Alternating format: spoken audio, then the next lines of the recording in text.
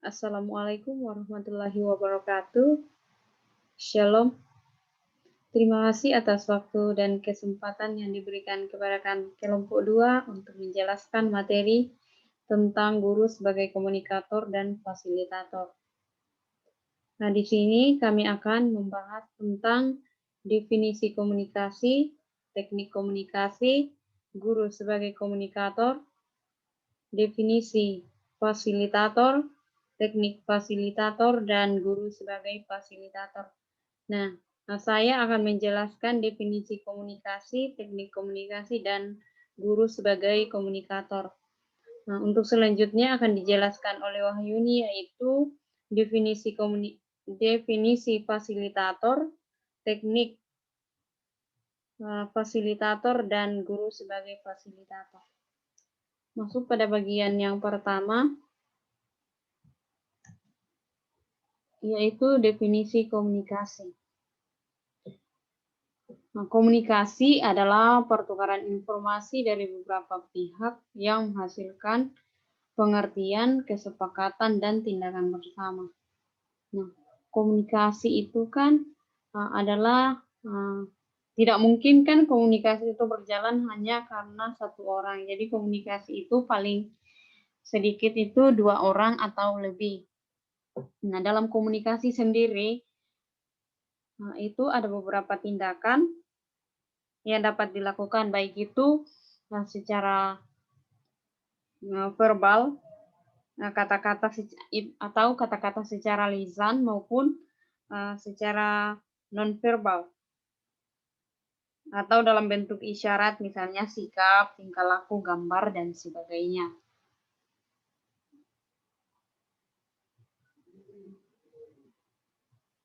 Tindakan komunikasi kan juga ada yang secara langsung atau tatap muka. Kemudian ada yang menggunakan media. Contoh media yang dapat digunakan yaitu televisi, surat kabar, majalah, radio, internet, dan sebagainya. Kemudian bagian yang kedua, teknik komunikasi. Nah, di sini ada 5 teknik komunikasi, yaitu membangun etos komunikator.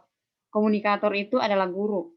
Kemudian yang kedua, memilih materi atau isi pesan yang sesuai. Yang ketiga, menggunakan bahasa yang tepat. Yang keempat, membangun iklim komunikasi dengan peserta didik.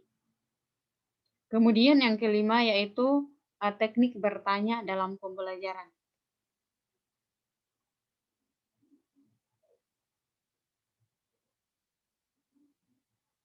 Nah, bagian yang pertama yaitu teknik membangun etos komunikator atau membangun etos guru dalam berkomunikasi.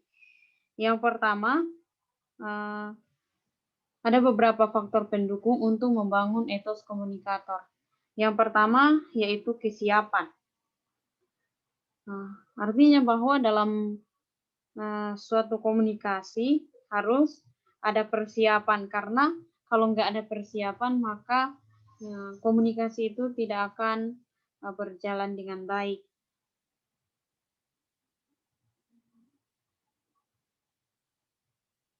Contohnya yaitu misalnya penampilan dan materi pelajaran. Nah, itu harus disiapkan oleh guru sebelum memulai komunikasi dengan peserta didik. Kemudian faktor pendukung yang kedua yaitu kesungguhan. Maksudnya di sini adalah guru itu memberikan kesungguhannya itu dalam menyampaikan materi. Jadi kayak tidak boleh terlalu banyak bercanda.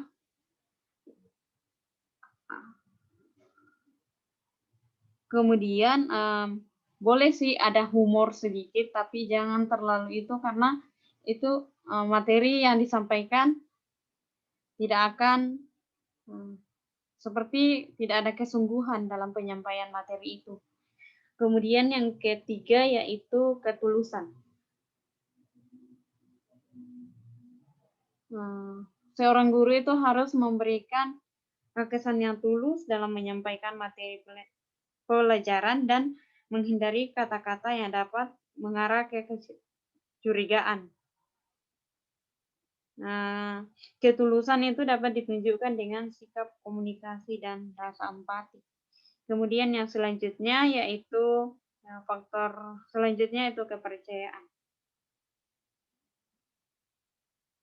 Artinya bahwa tidak ragu-ragu, komunikator itu tidak ragu-ragu dan memiliki keyakinan untuk menghadapi segala situasi.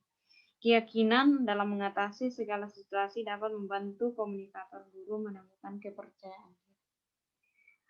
Selanjutnya, ketenangan.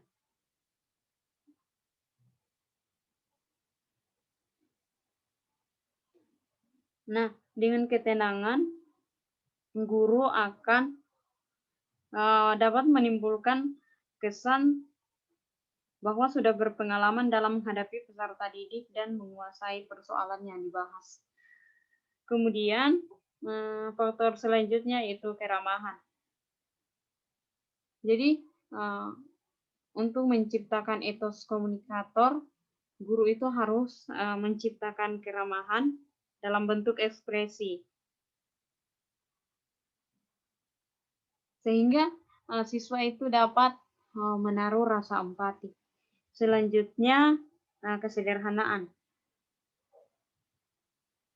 Kesederhanaan bisa menunjukkan kemurnian sikap, daya bicara, dan penampilan yang tidak dibuat-buat atau meniru gaya orang lain dapat membangun percaya diri. Kemudian, bagian yang kedua yaitu memilih materi atau pesan yang sesuai. Nah, syarat yang pertama, untuk dapat memilih materi atau isi pesan yang sesuai, yang pertama, materi pesan harus sesuai dengan latar belakang pengetahuan komunikator. Artinya begini, misalnya guru matematika, kalau dia sebagai komunikator memberikan mata pelajaran bahasa Inggris, maka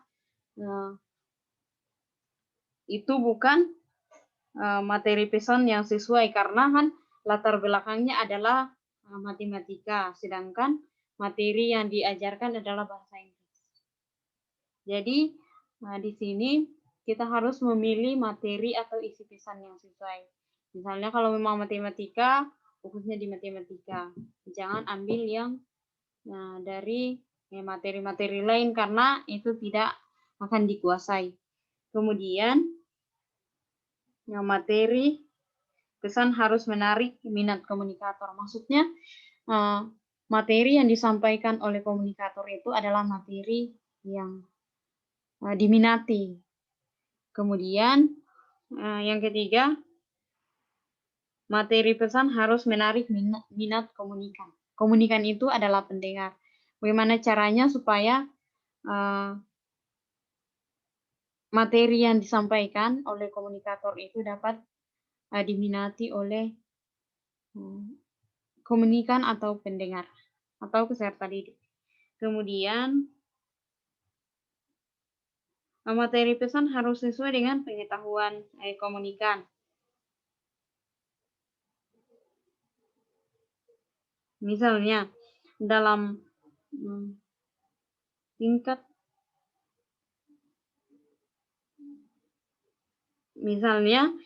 penerimaan peserta didik SD akan berbeda dengan tingkat penerimaan peserta didik SMP dan SMA. Oleh karena itu, muatan kurikulum sudah dibuat dengan memperhatikan aspek tersebut. Maka, guru sebagai komunikator harus memilih topik-topik yang sesuai dengan karakteristik peserta didik.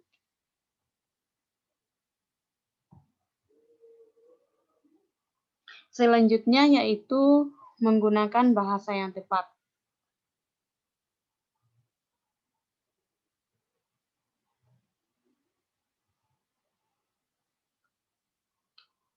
Nah, dari segi bentuk itu bahasa itu dibagi menjadi dua, yaitu bahasa verbal, itu adalah bahasa dalam bentuk kata-kata yang diucapkan atau ditulis. Sedangkan bahasa nonverbal adalah bahasa yang diungkapkan dalam bentuk gerak-gerik tubuh, jarak, atau gambar. Nah, komunikasi akan efektif apabila guru mampu memilih kata-kata yang tepat, jelas, dan menarik dalam berbicara dengan cara yang pertama itu gunakanlah kata-kata yang sederhana dan santun. Yang kedua, gunakan istilah yang spesifik. Kemudian yang ketiga, hindari istilah-istilah yang bias atau maksudnya tidak jelas.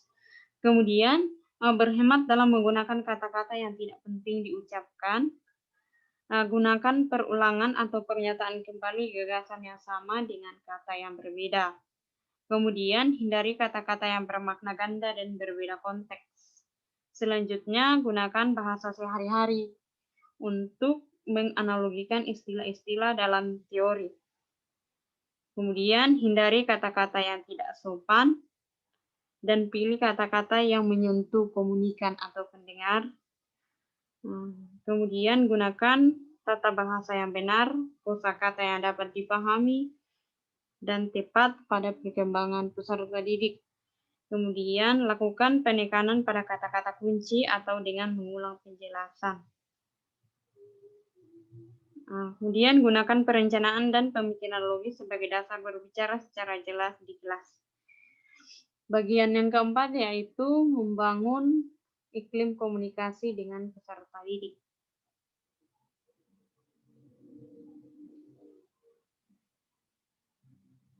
Nah, dalam hal ini, untuk membangun iklim komunikasi dengan peserta didik, ada beberapa kemampuan komunikasi yang harus dimiliki oleh guru dalam proses pembelajaran. Yang pertama, kemampuan guru mengembangkan sikap positif peserta didik dalam kegiatan pembelajaran.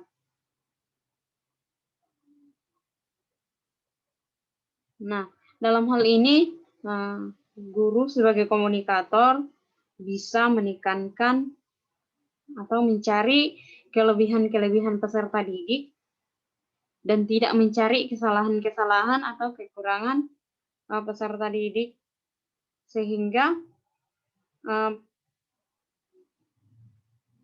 keberhasilan dalam suatu komunikator itu bisa diraih oleh peserta didik.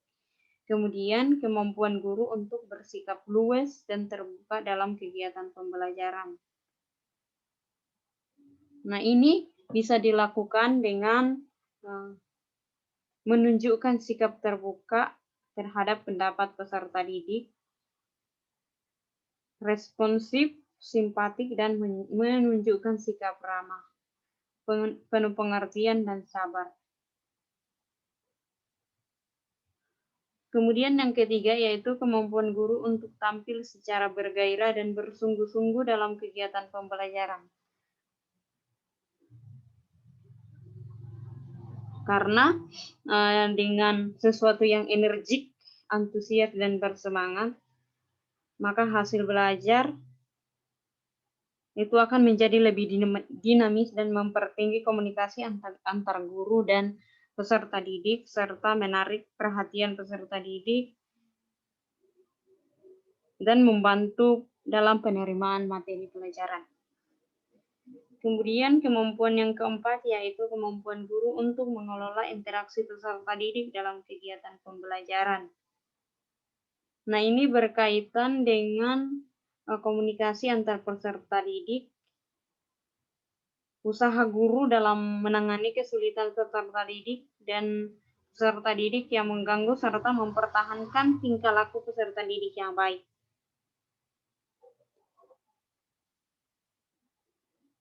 Dan selanjutnya yaitu teknik bertanya dalam pembelajaran.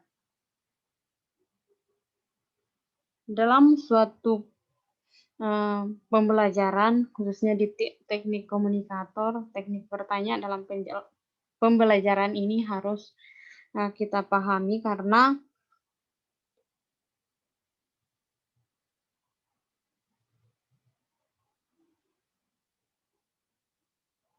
bertanya adalah pertanyaan itu biasanya diberikan kan untuk menguji kemampuan siswa untuk mengevaluasi apa yang sudah dipelajari selama ini, sehingga kita dapat mengetahui sampai di mana kemampuan siswa. Selanjutnya yaitu peran guru sebagai komunikator. Guru profesional dalam kegiatan belajar mengajar berperan penting sebagai komunikator. Nah, komunikator itu adalah secara etimologi berasal dari bahasa Inggris yaitu communication, sedangkan secara terminologi memiliki pengertian menyampaikan sebuah pesan atau informasi yang meliputi perasaan, pikiran, gagasan, keahlian dari komunikator kepada komunikan untuk memberikan pengaruh terhadap pikiran, komunikan atau pendengar sebagai tanggapan balik bagi seorang komunikator.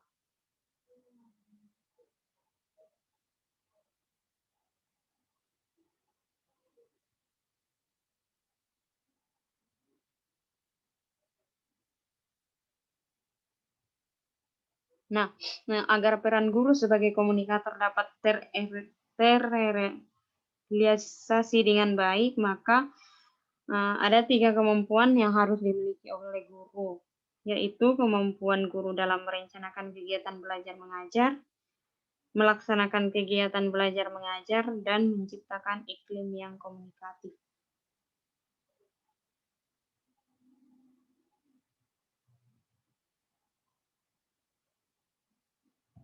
Selanjutnya yaitu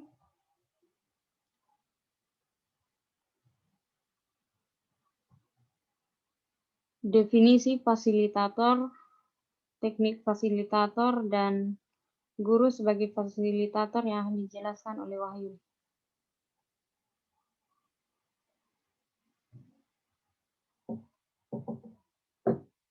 Baik, di sini saya akan menjelaskan definisi fasilitator.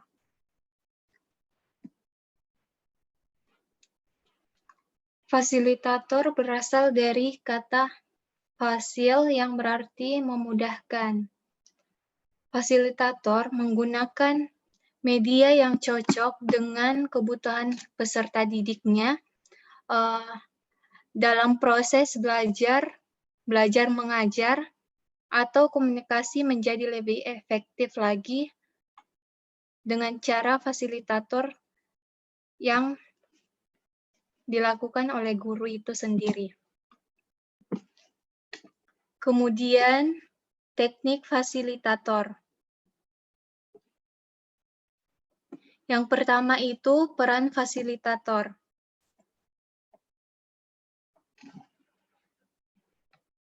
Yang pertama, tugas seorang fasilitator adalah menjadikan peserta sumber belajar sekaligus peserta belajar. Fasilitator juga sebaiknya menguasai pengembangan dan penggunaan media-media komunikasi dan pembelajaran dalam menjalankan tugasnya, serta mempelajari peserta tentang cara menggunakan berbagai media informasi dan pembelajaran lainnya.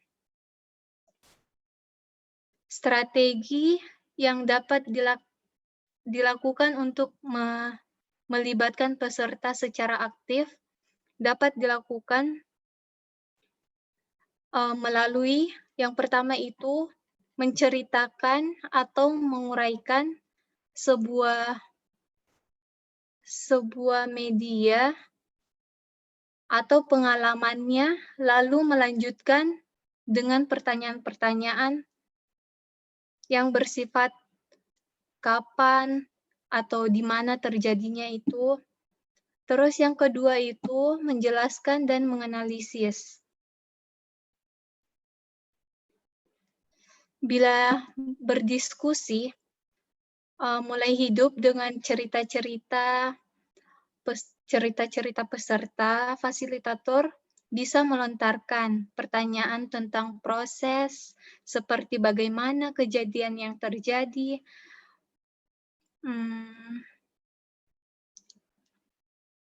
dilanjutkan dengan pertanyaan analisis seperti mengapa hal itu terjadi menurut siswanya itu sendiri. Yang ketiga itu menarik kesimpulan. Meskipun sedang membahas suatu topik, kita akan mendapatkan banyak aspek menarik yang terkait dengan topik tersebut dan menjadikan diskusi berkembang.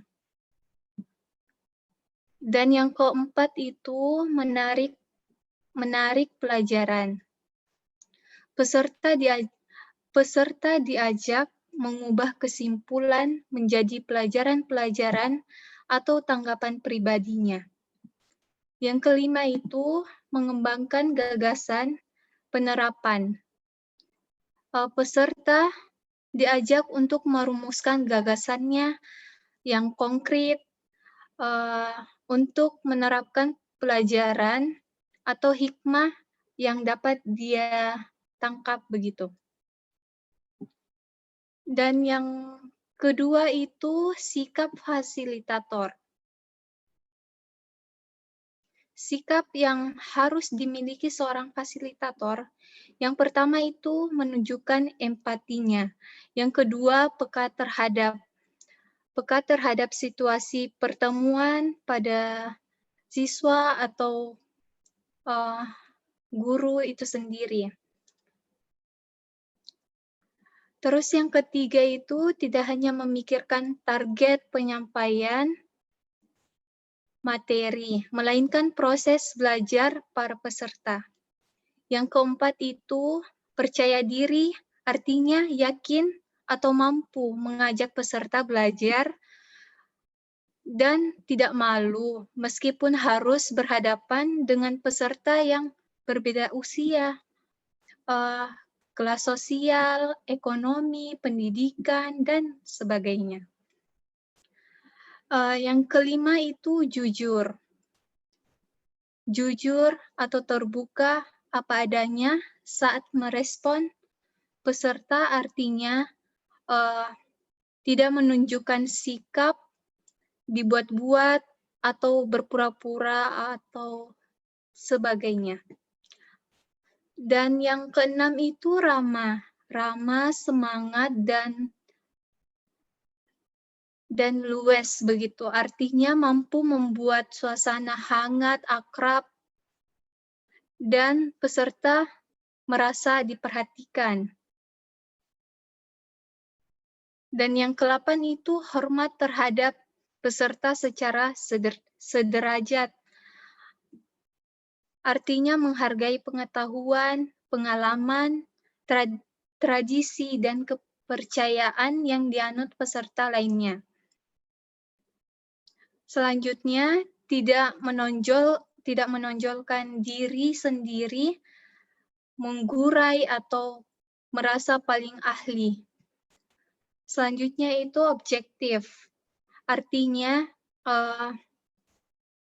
bahwa sikap berada pada posisi netral atau tidak memihak satu sama lainnya.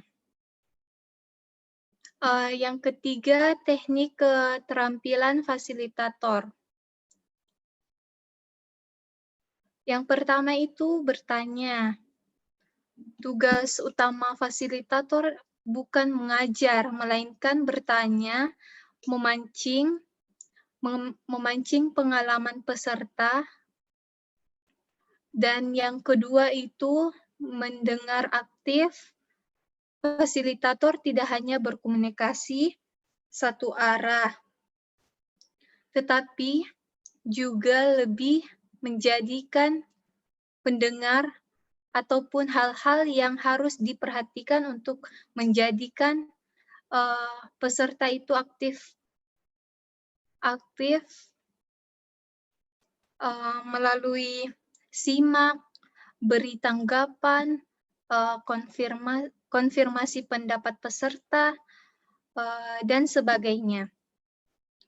Yang ketiga itu komunikasi. Hal utama yang dilakukan fasilitator adalah menjalankan komunikasi yang baik dengan cara yang pertama itu bicara dengan bahasa sederhana dan jelas. Yang kedua, gunakan kalimat singkat, padat, dan jelas dengan tujuannya. Yang ketiga itu perkenalkan diri dan hafalkan nama peserta. Dan yang keempat itu bahasa tubuh. Bahasa tubuh adalah bentuk komunikasi yang non-verbal. Dengan cara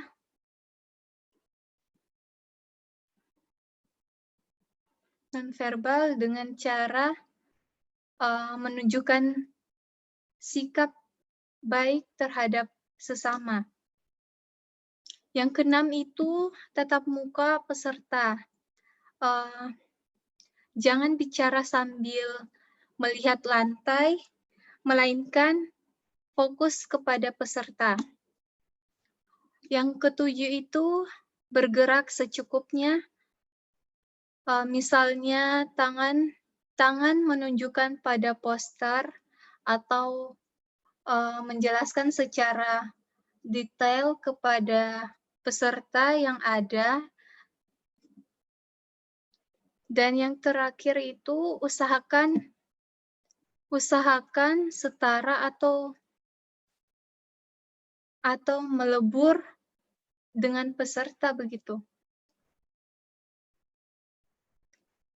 Terus selanjutnya mengarahkan orang. Fasilitator itu sebagai pengarah lalu lintas informasi agar peserta mengalami proses pembelajaran dengan baik. Teknik fasilitator yang keempat itu tanggung jawab fasilitator. Yang pertama, tanggung jawabnya itu merencanakan alur pelatihan.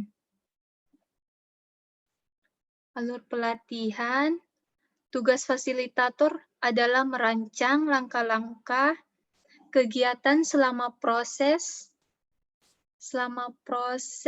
dengan memperhatikan dua aspek.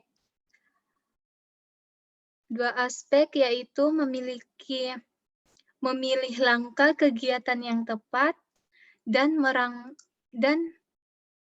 merancang agenda yang realistik.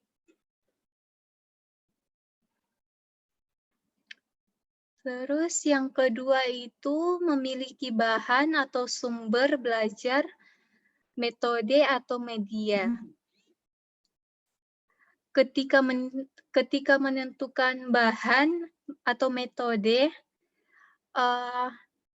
pertimbangan beberapa hal, yaitu bahan berkaitan dengan apa yang diperlukan. Yang kedua itu desain ruangan yang berkaitan juga dengan apa yang dinilai efektif untuk partisipasi aktif peserta. Yang ketiga itu media perlengkapan yang sesuai dengan kebutuhan masing-masing langkah kegiatan suatu sesi. Yang kelima, teknik fasilitator dalam metode pembelajaran learning plan. Yang pertama itu teknik ceramah. Teknik ceramah itu digunakan pada saat menyampaikan tujuan pembelajaran. Yang kedua itu curah pendapat, menghimpun gagasan, pendapat, informasi, pengetahuan, pengalaman dari semua peserta. Yang ketiga, diskusi. Diskusi kelompok atau membahas suatu topik dengan cara tukar pikiran antara dua orang atau lebih. Terus yang keenam, teknik fasilitator, jenis-jenis teknik fasilitasi.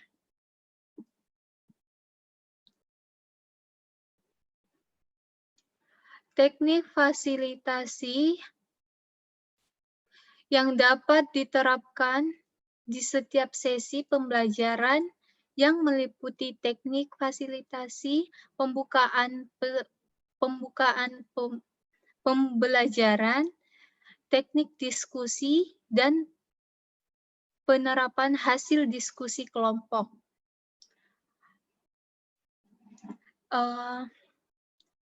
Dan selanjutnya itu guru sebagai fasilitator.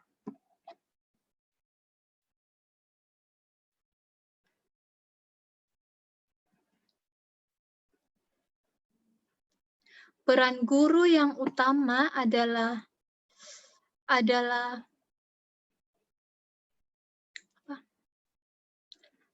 peran guru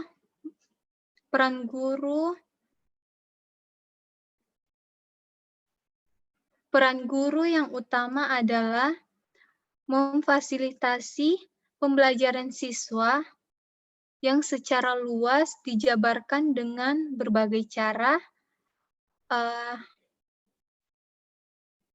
yaitu menyediakan materi berbagai peserta didik dalam mencapai tujuan belajar, selalu menyajikan pengetahuan atau materi pembelajaran bagi peserta didiknya.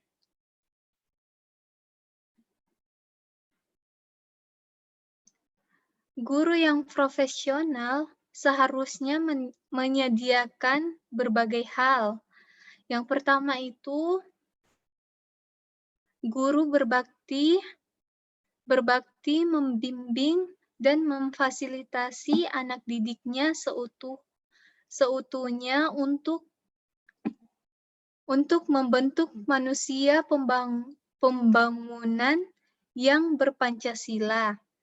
Yang kedua, guru memiliki kejujuran profesional dalam menerapkan kurikulum yang ada. Yang ketiga, guru mengadakan komunikasi, terutama dalam memperoleh informasi tentang peserta didiknya. Yang keempat, guru menciptakan suasana kehidupan sekolah yang nyaman akan kebutuhan siswa. Yang kelima, guru memelihara hubungan baik dengan masyarakat di sekitar sekolahnya.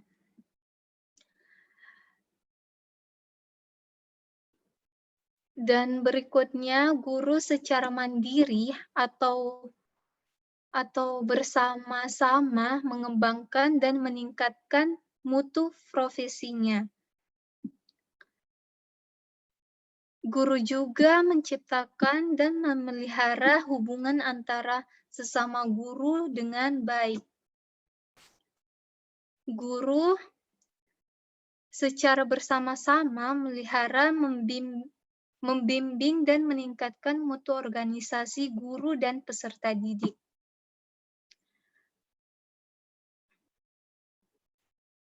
Mungkin itu saja dari saya kembalikan ke moderator.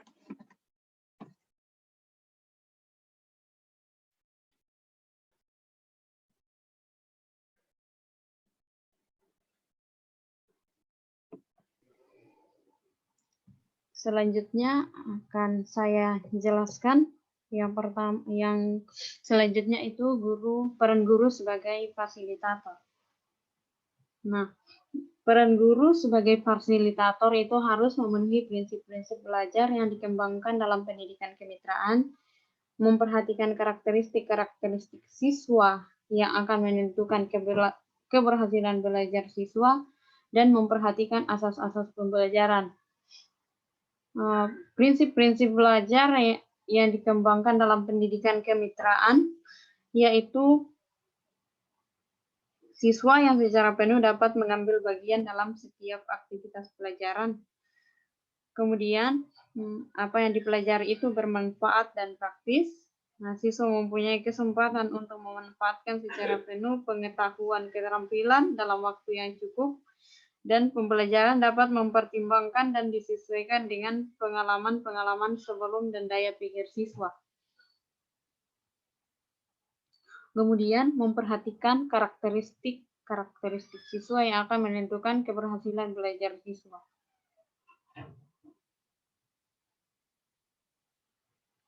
Nah, dalam hal ini, karakteristik siswa yang akan menentukan keberhasilan belajar siswa yang harus diperhatikan, yaitu bahwa setiap siswa atau peserta didik itu memiliki kemampuan yang berbeda-beda.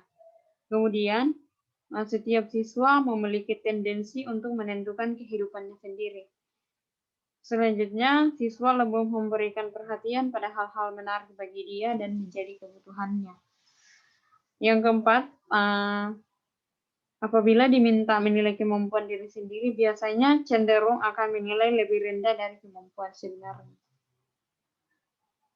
Kemudian, siswa lebih menyenangi hal-hal yang bersifat konkret dan praktis. Yang keenam, siswa lebih suka menerima saran-saran daripada diceramahi. Kemudian, siswa lebih menyukai pemberian penghargaan daripada hukuman. Nah, kemudian yang selanjutnya itu memperhatikan asas-asas pembelajaran. Nah, asas-asas pembelajaran yang harus diperhatikan oleh guru sebagai fasilitator yaitu kemitraan. Kemitraan ini guru itu dianggap siswa bukan sebagai guru itu menganggap siswa bukan sebagai bawahan, melainkan sebagai mitra atau rekan kerja yang akan sama-sama untuk menjadi yang lebih baik. Kemudian bagian yang kedua yaitu pengalaman nyata. Itu materi, artinya bahwa materi pembelajaran disesuaikan dengan pengalaman dan situasi nyata dalam kehidupan sehari-hari siswa. Kemudian kebersamaan. Itu bisa dilakukan melalui pembelajaran kelompok atau kolaboratif. Kemudian partisipasi. Partisipasi dalam hal ini, setiap siswa dilibatkan dalam proses pengambilan keputusan, sehingga mereka dapat bertanggung jawab atas pelaksanaan keputusan tersebut, sekaligus juga bertanggung jawab atas setiap kegiatan belajar yang dilaksanakan. Kemudian keswadayaan. Ini untuk mendorong tumbuhnya swadaya secara optimal atas setiap aktivitas belajar yang dilaksanakannya. Kemudian manfaat. Materi pembelajaran disesuaikan dengan kebutuhan dan dapat memberikan manfaat untuk memecahkan masalah-masalah yang dihadapi siswa pada masa sekarang maupun masa yang akan datang. Yang terakhir yaitu lokalitas. Materi pembelajaran dikemas dalam bentuk yang paling sesuai dengan potensi dan permasalahan di wilayah atau lingkungan tertentu yang mungkin akan berbeda satu dengan tempat yang lainnya. Selanjutnya, hal-hal yang perlu diperhatikan guru untuk menjadi seorang fasilitator yang sukses. Yang pertama, yaitu mendengarkan dan tidak mendominasi. Nah, kalau dalam fasilitator, itu kan peran siswa itu adalah pelaku utama dalam pembelajaran. Maka peserta didik atau siswa itu harus dituntut untuk aktif.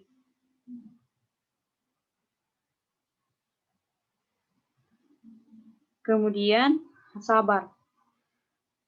Hal yang harus diperhatikan guru yang kedua itu bersikap sabar. Karena jika guru kurang sabar melihat proses yang kurang lancar, belum mengambil alih proses itu, maka sama saja guru itu merampas kesempatan belajar siswa. Kemudian yang ketiga yaitu menghargai dan rendah hati. Nah, dalam hal ini guru berupaya menghargai siswa dengan menunjukkan minat yang sungguh-sungguh pada pengetahuan dan pengalaman mereka. Yang keempat, mau belajar. Nah, dalam hal ini guru harus bisa belajar untuk bekerja sama dengan siswa atau peserta didik untuk dapat memahami peserta didik itu sendiri. Kemudian bersikap sederajat. Ini menjadi sangat penting karena sikap kesederajatan ini akan memudahkan guru sebagai fasilitator dan peserta didik untuk bermitra atau bekerja sama. Kemudian yang keenam itu bersikap akrab dan melebur. Artinya bahwa hubungan dengan siswa itu sebaiknya dilakukan dalam suasana akrab, santai, bersifat dari hati ke hati, sehingga siswa itu tidak merasa kaku dan sungkan dalam berhubungan dengan guru. Kemudian yang ketujuh, tidak berusaha menceramahi. Nah, setiap siswa memiliki pengalaman, pendirian, dan keyakinan tersendiri. Oleh karena itu, guru tidak perlu menunjukkan diri sebagai orang yang serba tahu, tetapi berusaha untuk saling berbagi pengalaman dengan siswanya sehingga diperoleh pemahaman yang kaya di antara keduanya.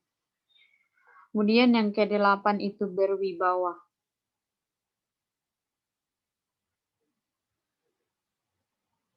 Nah, meskipun pelajarannya kan dijelaskan tadi bahwa bersikap akrab dan melebur, kendati pun demikian, seorang fasilitator atau guru itu seharusnya tetap menunjukkan kesungguhannya dalam memberikan materi itu sendiri, sehingga siswa akan tetap menghargainya. Jadi di sini berwibawa, artinya santai, bersikap akrab dan melebur, tetapi harus tetap sungguh-sungguh dalam memberikan materi atau menjadi seorang fasilitator. Kemudian yang ke-9 itu tidak memihak dan mengkritik. Nah, ini yang sering terjadi ketika ada siswa yang melakukan kesalahan, maka kita cenderung memihak atau mengkritik. Nah, dengan sikap yang seperti ini, siswa tidak akan mampu menumbuhkan kepercayaan dirinya.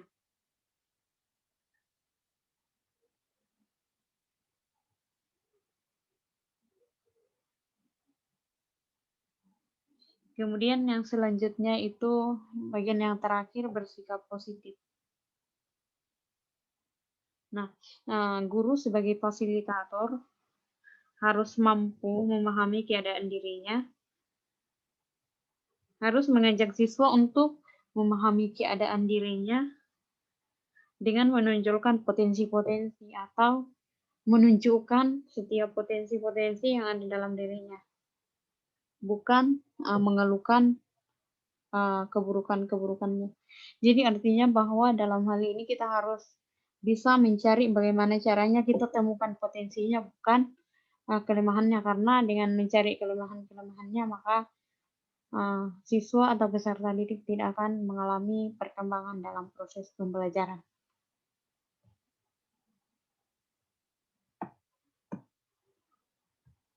Mungkin itu yang dapat kami sampaikan.